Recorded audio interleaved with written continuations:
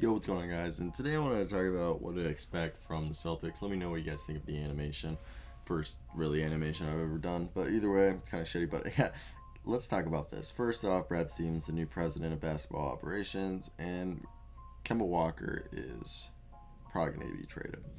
Now, with that being said, let's talk about the candidates for the head coaching job.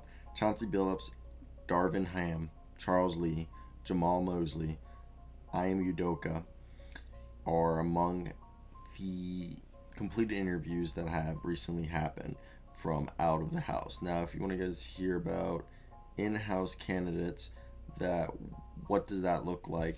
So basically, the three assistants. If you guys don't know who the internal candidates are, we'll begin with Jerome Allen, who was actually a coach for Penn, and he got charged in 2018 with bribery, wire fraud, money laundering, tax evasion for accepting over $300,000 of bribes to get a basketball player from Miami into Penn through screening process. And through it, a Celtic sports person told Sports Illustrated at the time that Jerome was forthright, accountable, and contrite in discussing the mistakes he made prior to becoming a Celtics employee. We believe he has learned from the situation. We appreciate all that Jerome has done in his time with the organization. So Allen and this guy named Joe Laranga are basically you could argue like two of the top candidates. He were the two top recruits, with Joe Mazzulla, who was a former West Virginia star, is the third. He's worked with the Maine Red Claws. So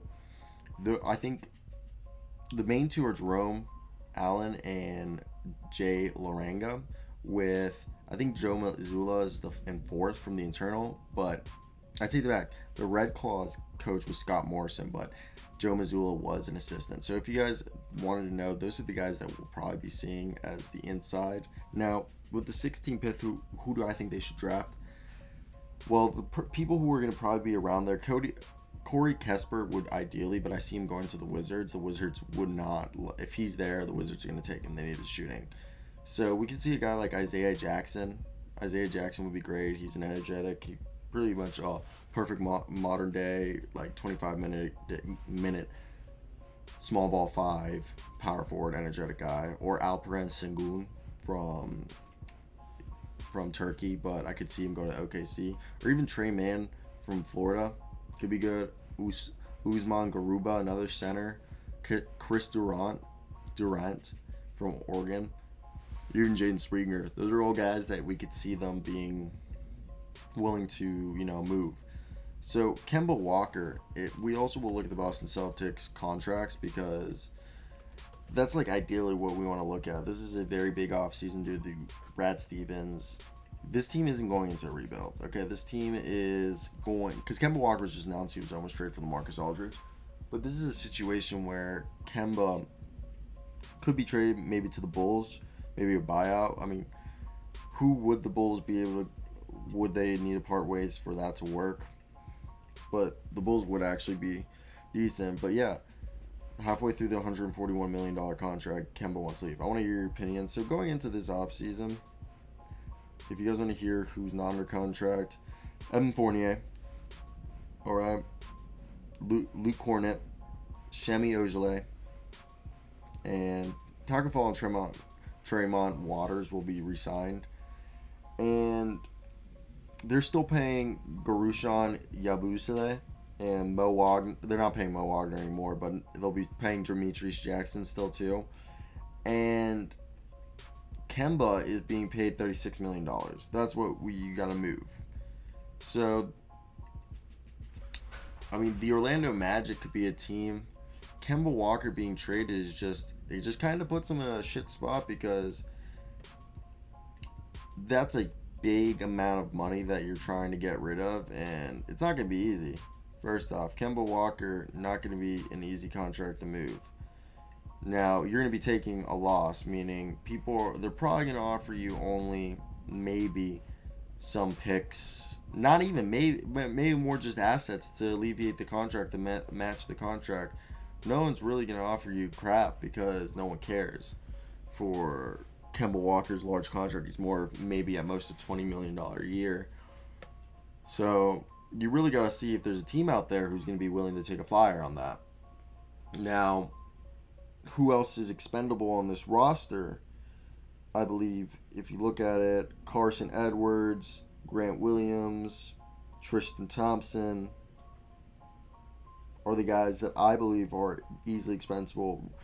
Romeo Langford, they can argue, but I really like his development. Everyone really likes him. Aaron Nesmith turned a corner at the end of the year. Payne Pritchard's awesome. Robert Williams has really, if he can figure out the foul trouble, he's looking like a promising rim protector. You could argue Jabari Parker, but Jabari Parker had some in the playoffs in their last game, I believe so, or in their win. He had a bright spot. He played in 10 games this year. He shot 54% in the regular season, 20% from 3 as a Boston Celtic, and it wasn't a terrible season. It's just you didn't really play, and I think with full offseason you could be a guy who actually makes an impact. So with that being said, what are something the Boston Celtics can target? You know, a deal with Thad Young, Alfred Aminu, and Tomas Stanowski exchanged for the Celtics 2022 lottery protected pick, maybe another late, like down the road, first round pick, and Kemba Walker. You know, that's a good deal. And it works out for them because Kobe White's hurt. I mean, another deal, maybe Kristaps Porzingis and Jalen Brunson or Dorian Finney-Smith. Or if they sign and trade Tim Hardaway Jr. with that. And they send Kemba on a bunch of picks and put Kristaps at center. I know it really comes down to the coach, too. Because we don't know if they're going to be operating the same thing that they were operating when they were last year. So it's very, very interesting. Because we don't know if it's going to be an in-house candidate. Because if it's an in-house candidate, we'll expect a very similar scheme. But if it isn't, now we better expect probably Brad Stevens to get the players that coach wants. It's going to be they're going to have a very amicable relationship, the coach and Brad Stevens. They're going to be very amicable. Is it amicable or amicable? But yeah, that's basically it for me, guys. I hope you guys did enjoy this video. Let me hear your thoughts, Celtics thoughts, what to expect this offseason. But yeah, it's about a storm here. I don't know if you guys heard the thunder behind me. Let me hear you guys' comments down below. I love y'all. Peace out.